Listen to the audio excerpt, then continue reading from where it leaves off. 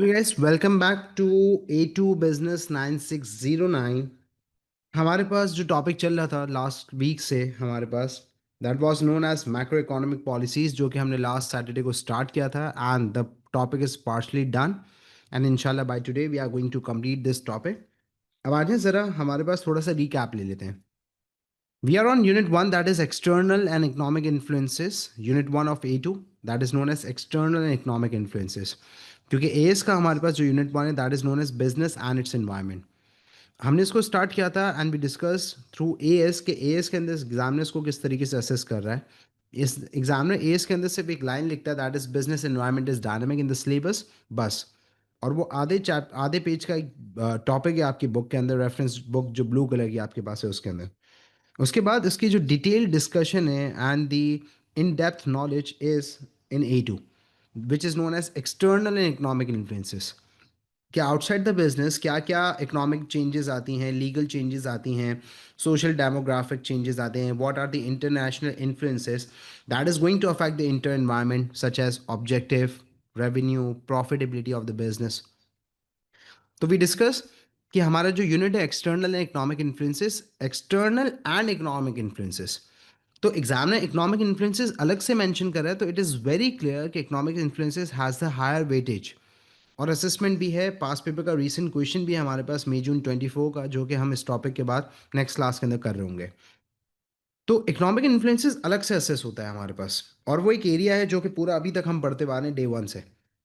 तो economic influences के अंदर हमारे पास there are two main elements and the areas that are going to affect the performance of the business. What performance? The financial performance of the business, कि revenue, profitability, business की sales, ये सब कुछ affect होती हैं। तो there are two areas, one is macro economic objectives, कि inflation, unemployment, economic growth, how these particular macroeconomic issues and the objectives are going to affect the performance of the business. And the other one is macroeconomic policies.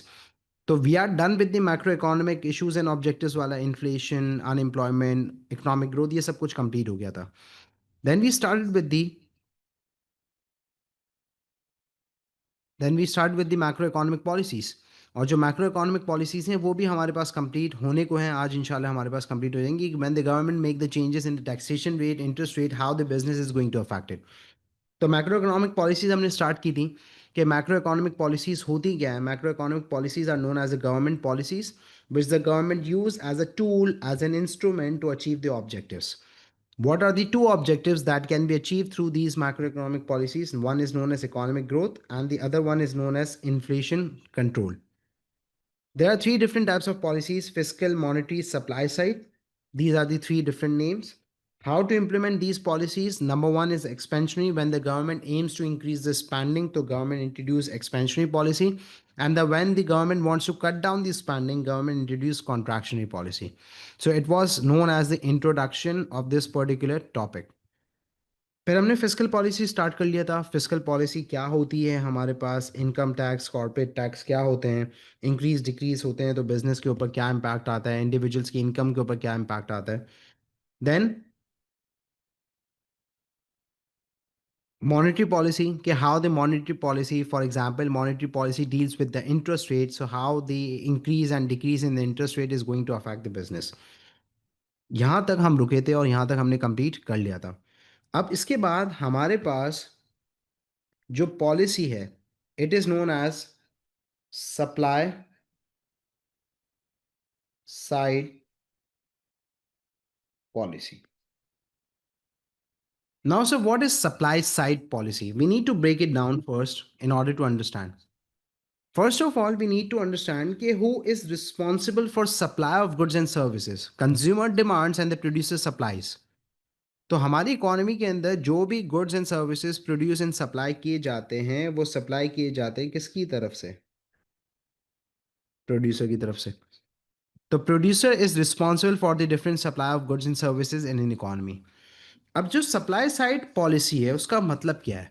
उसका मतलब यह है कि side, या तो ये particular policy is going to encourage the producer, new startups will start, new individuals are going to take the risk, the businesses are going to grow and existing businesses are going to expand. Either these policies are going to encourage the producers to supply more to grow, or these policies are going to discourage the supplier, that means producer, demotivate करेंगे. Taxes बढ़ा दी हैं तो now the individuals are not going to start the business, legal formalities and all that we are going to discuss.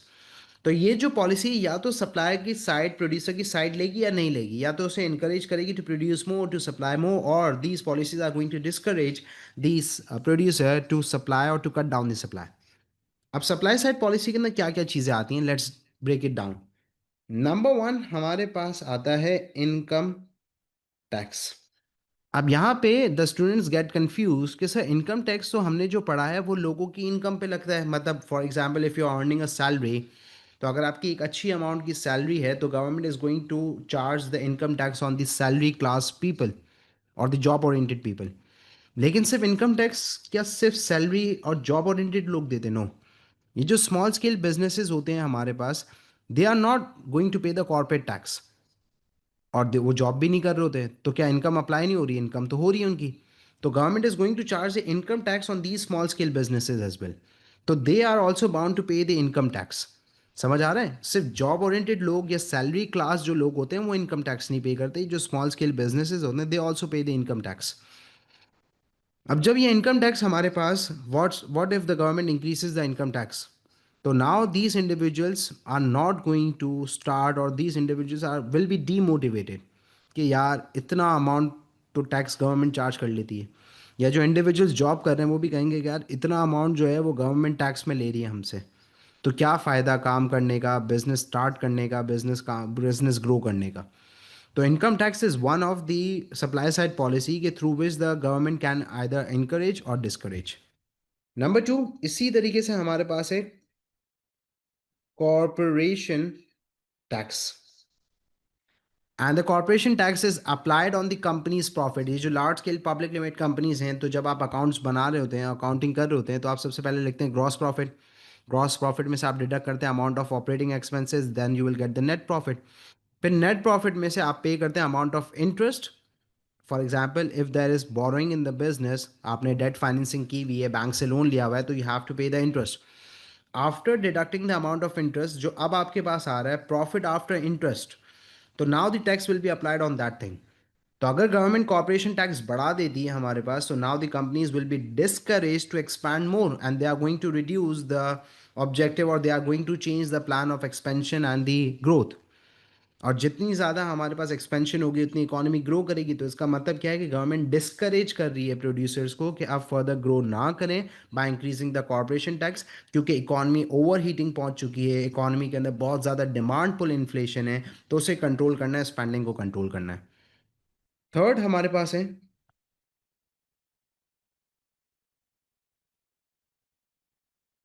Legal formalities. अब sir ये जो legal formalities हैं ये क्या है हमारे पास? लीगल फॉर्मेलिटीज़ का मतलब है कि when you are setting up a business, so some legal formalities need to be fulfilled.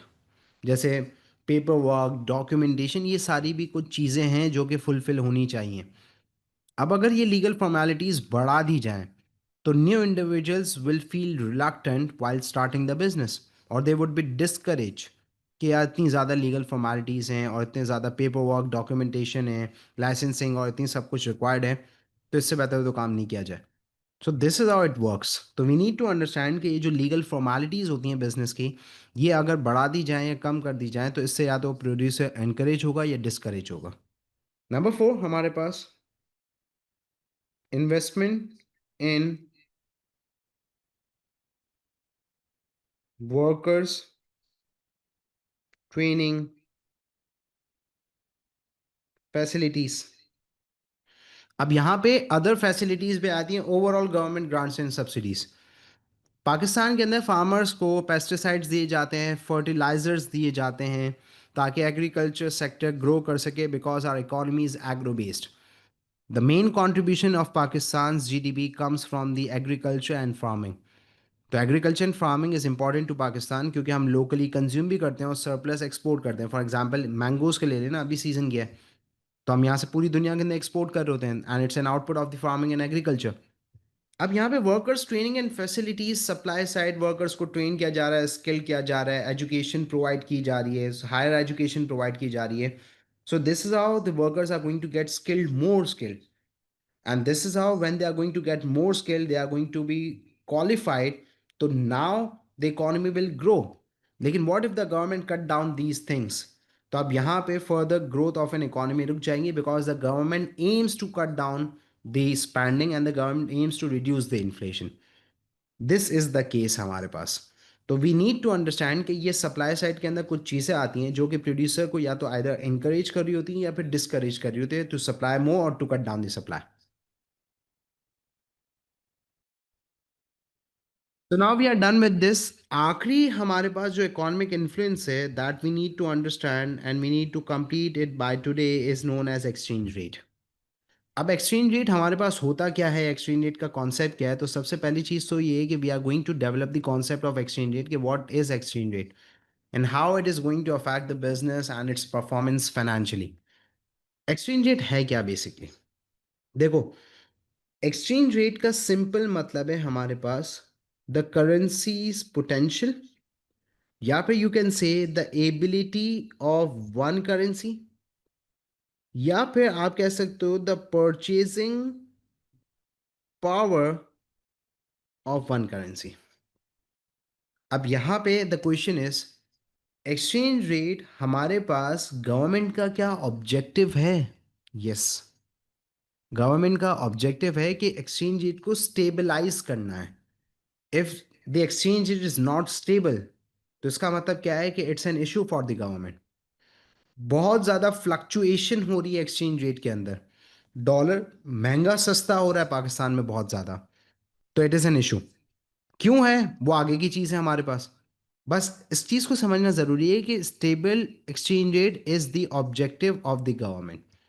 अब यहाँ पे एक्सचेंज रेट के सिंपल एग्जाम्पल क्या है, कि let's take an example, $1 is equals to 100 Pakistani rupees. कि $1 100 के बराबर है. इसका मतलब यह है कि $1 हैज द पोटेंशियल एबिलिटी और the purchasing power of buying 100 Pakistani rupees. And similarly opposite case ये है कि 100 rupees has the potential to buy $1. 100 rupees has an ability and the purchasing power of buying $1 against 100 rupees. मतलब 100 रुपए की औकात ये है कि वो $1 ले लेगा, और $1 की औकात ये है कि वो $100 खरीद सकता है. That is an exchange rate. तो exchange rate measures the ability, potential and the purchasing power of one currency in terms of another. अभी एग्जांपल लिख दी मैंने यहाँ पे. अब यहाँ पे इसके बाद फर्दर, सर ये जो एक्सचेंज रेट हमारे पास है, एक्सचेंज रेट या तो हमारे पास एक्सचेंज रेट एप्रिसिएशन होता है, या फिर इसे ये भी कह सकते हो एक्सचेंज रेट रीवैल्यूएशन. अब सर मतलब, इसका मतलब ये है कि potential of our currency has increased. अब आपको यहाँ पे कंफ्यूज होंगे आप, वो ये कि सर हम डॉलर को देख रहे हैं पाकिस्तानी, हम कहाँ के लोग हैं पाकिस्तान के? तो we are going to consider Pakistani rupees and the value of Pak rupees against the dollar. तो अगर पाकिस्तानी रुपी की वैल्यू बढ़ जाती है, पाकिस्तानी रुपी की एबिलिटी इन पोटेंशियल बढ़ जाती है, so it will be known as currency appreciation, exchange rate appreciation. For example, $1 is equals to 50 rupees. पहले हम 100 रुपए गोरे को देते थे, वो हमें $1 देता था. अब मैं उसे 50 रुपए देता हूँ, वो मुझे $1 देता है, क्योंकि मेरी करेंसी की पोटेंशियल बढ़ गई है. तो अब मैं अगर इसे 100 रुपए दूंगा तो ये मुझे कितने डॉलर देगा? $2. तो इसका मतलब क्या है कि मेरी purchasing power in my currency has increase to buy more dollars. That is a case. It is known as exchange rate appreciation. इसी तरीके से हमारे पास एक चीज है that is known as exchange rate depreciation, which is known as devaluation. Depreciation और devaluation, exchange rate depreciation और डीवैल्यूएशन. अब इसका मतलब यहाँ पे ये है कि मेरी जो करेंसी है उसकी जो potential ability in terms of another currency decrease हो गई है. अब instead of $1, Pakistani need to spend in order to buy $1, sorry, Pakistan needs to spend 150 rupees. पहले क्या था, पहले मैं 100 रुपये देता था, गोरा मुझे $1 देता था. अब मुझे 150 रुपये देने हैं और वो मुझे $1 दे रहा है, तो इसका मतलब वो $1 के अंदर मुझसे 150 रुपये ले सकता है। यस, उसकी करेंसी अप्रिशिएट हो गई अगर मेरी डेप्रिशिएट हो रही है, वाइस वर्सा है। तो अब यहाँ पे इसका मतलब ये हो गया कि पाकिस्तानी करेंसी की पोटेंशियल कम हो गई है, Pakistani needs to spend more in order to buy $1। That is known as exchange rate depreciation और डीवैल्यूएशन। ये है हमारे पास, और इसका हमें इम्पैक्ट कंसिडर करना है कि अगर एक्सचेंज रेट अप्रिशिएट डेप्रिशिएट होती है तो क्या होगा। लेकिन अभी यहाँ पे एक और गेम है that we need to understand. Economics के अंदर पढ़ाया जाता है, समझाया जाता है, लेकिन यहाँ पे मैं भी इसे समझाऊंगा क्योंकि it is a part of policy, government policy as well. देखो, एप्रिसिएशन और डेप्रिसिएशन, ब्लैक से मैंने यहाँ पे ब्रैकेट में लिखे हैं, और ये जो रीवैल्यूएशन और डीवैल्यूएशन है ये मैंने ब्लू से लिखे हैं। अब एक चीज़ होती है कॉज और एक होती है इम्पैक्ट। कॉज का मतलब है this is the reason, impact is an outcome और द कॉन्सिक्वेंस। आप जा रहे, पत्थर आया, आप गिर गए, पत्थर आने की वजह से गिर गए, तो पत्थर आना वॉज द कॉज, गिरना वॉज एन इम्पैक्ट। आप सीढ़ियां उतर रहे थे, आपको किसी ने धक्का दे दिया, आप गिर गए, तो आप गिरे, इम्पैक्ट सेम था, गिरे पहले भी थे पत्थर की वजह से, अभी धक्के की वजह से गिरे, लेकिन कॉज डिफरेंट था। पहले पत्थर बीच में आया था जिसकी वजह से गिरे थे, अभी आपको किसी ने पुश किया है, धक्का दिया जिसकी वजह से आप गिरे। तो impact in both cases is same but the causes और the background story is different. तो यहाँ पे समझाने का मकसद ये है कि करेंसी जब एप्रिशिएट डेप्रिशिएट होती है तो एप्रिसिएशन के अंदर पोटेंशियल बढ़ती है, डेप्रिसिएशन के अंदर पोटेंशियल कम होती है। लेकिन बैकग्राउंड स्टोरी ये है कि appreciation and depreciation takes place when there is a imbalance of payment, balance of trade के अंदर इम्बैलेंस है, या फिर हमारे इंपोर्ट्स ज़्यादा है, एक्सपोर्ट्स कम है, एक्सपोर्ट्स ज़्यादा है, इंपोर्ट्स कम है। तो appreciation and depreciation is the natural cycle or the impact because of the imbalance balance of trade, imbalance balance of payment and imports and exports। तो अगर मेरी एक्सपोर्ट्स बढ़ रही हैं तो इसका मतलब यहाँ पे ये होगा कि मेरी यहाँ पे करेंसी अप्रिशिएट करेगी, और अगर मेरी इंपोर्ट्स बढ़ रही है तो मेरी करेंसी डेप्रिशिएट करी है। तो ये जो natural cycle of international trade है, इंपोर्ट्स एंड एक्सपोर्ट, ये मेरी करेंसी को अप्रिशिएट डेप्रिशिएट कर रहे हैं। रीवैल्यूएशन और डीवैल्यूएशन हमारे पास, अब एप्रिसिएशन के अंदर वैल्यू बढ़ती है, रीवैल्यूएशन के अंदर भी वैल्यू बढ़ रही है। डेप्रिसिएशन के अंदर वैल्यू कम होती है, डीवैल्यूएशन में भी वैल्यू कम होती है। लेकिन रीवैल्यूएशन और devaluation are the deliberate attempts by the government. Government के कुछ पर्टिकुलर रिजर्व्स के साथ खेलना होता है जिसकी वजह से डेलिब्रेट अटेम्प्ट्स होते हैं जिसकी वजह से करेंसी रीवैल्यू या डीवैल्यू करती है। एप्रिसिएशन क्यों हो रही थी? Because of the natural cycle of international trade.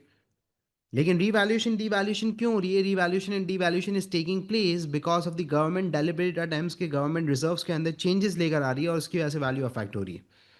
तो फर्क है ना, एप्रिसिएशन रीवैल्यूएशन इम्पैक्ट सेम है, लेकिन एप्रिसिएशन कॉज हो रही है because of the imports and exports, revaluation is done by the government. तो हमारे पास नवाज शरीफ के इरा में, इमरान खान से पहले वाले नवाज शरीफ के इरा में हुआ था कि एक दिन के अंदर 8 रुपये पाकिस्तानी रुपीज़ की वैल्यू बढ़ गई, डॉलर सस्ता हो गया। तो इसका मतलब क्या था? इसका मतलब ये था कि पाकिस्तानी करेंसी ऐसी पोटेंशियल, एक ही दिन के अंदर 2-4 घंटे के अंदर हमारी इतनी एक्सपोर्ट बढ़ गई। नहीं भाई, गवर्नमेंट ने वहाँ पे कुछ ना कुछ ऐसे गेम किया था, स्टेबलाइज करने की कोशिश की थी जिसकी वजह से लोग कह रहे थे डमी डॉलर है, डमी डॉलर है। It's a fake created thing. Depreciation के अंदर और डीवैल्यूएशन के अंदर इम्पैक्ट सेम है, लेकिन डेप्रिसिएशन कब हो रही है? Because of the import and export. लेकिन डीवैल्यूएशन अगेन गवर्नमेंट कर रही होती है डेलिब्रेटेड टाइम्स के through. So this is the difference, this is how it is done. अब यहाँ पे एक और चीज़ है समझने के लिए ज़रूरी है कि सर क्या क्या चीज़ें होती हैं जिससे करेंसी अप्रिशिएट डेप्रिशिएट हो रही होती है हमारे पास। अब इसके अंदर सिंपल है ना, डिमांड एंड सप्लाई वाला भी गेम है। देखो, फॉरेन टूरिस्ट पाकिस्तान में आएंगे तो they are going to spend in Pakistan, they will need local currency, demand for currency बढ़ेगी। इसी तरीके से हमारे पास बाहर की कंट्रीज से लोग इन्वेस्टमेंट कर रहे हैं and they are making deposit in our banks. तो जब भी हमारे पास यूएस एड आती है या किसी भी कंट्री से डॉलर्स की एड आती है तो डॉलर की वैल्यू हमारे पास कम हो जाती है, पाकिस्तानी वैल्यू अप्रिशिएट करी जाती है। इसी तरीके से फॉर एग्जांपल हमारे पास लोग आके इन्वेस्टमेंट कर रहे हैं कंट्री के अंदर हमारे, तो हमारी करेंसी अप्रिशिएट करेगी क्योंकि डिमांड फॉर द करेंसी बढ़ रही है। लेकिन इसी तरीके से हमारे पास लोग बाहर जा रहे हैं उम्रे पे, इंटरनेशनल टूर्स पे जा रहे हैं, तो they are going to spend in that country. फिर हमारे यहाँ से पैसे निकल के बाहर लग रहे हैं, दूसरी कंट्रीज़ के अंदर बैंक्स में डिपॉजिट किया जा रहा है, तो इससे हमारी करेंसी डेप्रिशिएट करेगी। So these are the causes which is going to affect the demand and supply of the currency, which will affect the value potential appreciation and depreciation is going to take place. अब हमारे पास यहाँ पे basically जो समझना है वो ये है कि जब एक्सचेंज रेट एप्रिशिएट और डेप्रिशिएट हमारे पास होती है, when the exchange rate appreciate और डेप्रिशिएट्स हमारे पास, exchange rate appreciation and depreciation क्यों होती है हमारे पास, वो तो हमने समझ लिया कॉजेस क्या है, मेन डिस्कशन ये है ही नहीं। The thing is that we need to discuss is the impact, कि इम्पैक्ट क्या आता है। और इम्पैक्ट किस पर आएगा? इम्पैक्ट आएगा हमारे पास उन बिजनेसेस पे जो कि किसके अंदर इन्वॉल्व हैं, इंपोर्ट्स के ऊपर या फिर एक्सपोर्ट्स के ऊपर। बहुत सारे बिजनेसेस हैं पाकिस्तान के अंदर जो रॉ मटेरियल इंपोर्ट करते हैं, मैन्युफैक्चर करते हैं हमारे पास, एंड दे एक्सपोर्ट। तो whenever the businesses are involve in the international trade, imports and exports के अंदर इन्वॉल्व होंगे, तो now they have to deal with the exchange rate, now they have to deal with the currency thing.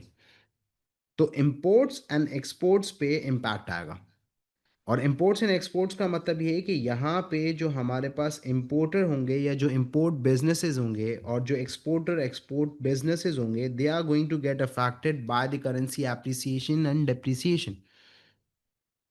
तो अब यहाँ पे we need to understand कि अगर फॉर एग्जांपल हमारी करेंसी इकोनॉमी के अंदर एप्रिशिएट होती है, what if the currency appreciation takes place, तो करेंसी एप्रिसिएशन से who are the winners and who are the losers. और इसी तरीके से हमारे पास अगर for example currency depreciation takes place or there is a currency depreciation, तो who are the winners and who are the losers?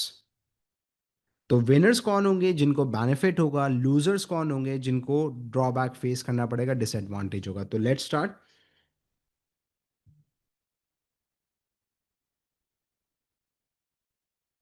The thing is कि currency appreciation, winner और लूजर समझते हैं हमारे पास।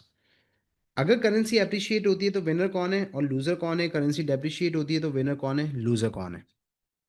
अब करेंसी एप्रिशिएट हो रही है तो सबसे अच्छा तरीका तो ये है कि आप सामने जहन में लगा दें, बैठा दें कि करेंसी एप्रिसिएशन है हमारे पास, तो $1 is equals to 50 rupees. Normal case क्या था हमारे पास? नॉर्मल केस था हमारे पास ये वाला, $1 इज इक्वल्स टू 100 रुपीज़। और फिर हमारे पास डेप्रिसिएशन था, $1 इज इक्वल्स टू 150 रुपीज़। तो यहाँ पे क्या हो गया, $1 इज इक्वल्स टू 50 रुपीज़ हो गया। गाइस एक मिनट, अच्छा, कमिंग बैक टू थिंग। अब करेंसी एप्रिसिएशन हमारे पास हो रही है तो सबसे अच्छा तरीका तो ये होता है कि आप यहाँ पे ये चीज़ लिखते हैं सामने, $1 is equals to 50 rupees, this is the case. अब जब $1 इज इक्वल्स टू 50 रुपीज़ है तो आ जाओ ज़रा समझते हैं यहाँ पे कि हु आर द विनर्स। मेरी करेंसी एप्रिशिएट हो गई है, मतलब मेरी potential ability of the currency क्या हो चुकी है, बढ़ चुकी है। तो अब यहाँ पे किसको फायदा होगा, तो लेट्स ब्रेक इट डाउन के who are the winners. Winners कौन है हमारे पास? विनर्स हमारे पास हैं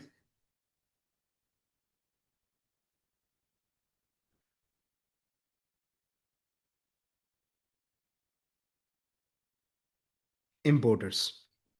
क्यों?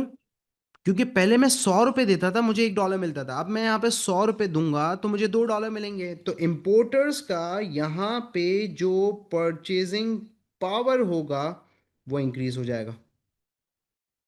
अब जब परचेजिंग पावर इंक्रीज हो चुका है because of the increase in the potential and the ability of the currency, तो जब परचेजिंग पावर बढ़ चुका है, उनकी एबिलिटी बढ़ चुकी है, तो जब एबिलिटी और परचेजिंग पावर जब बढ़ चुका है तो now they are going to buy in the bulk quantity, क्योंकि उनकी कैपेसिटी बढ़ चुकी है, वो ज़्यादा क्वांटिटी में मंगवा सकते हैं, इंपोर्ट कर सकते हैं।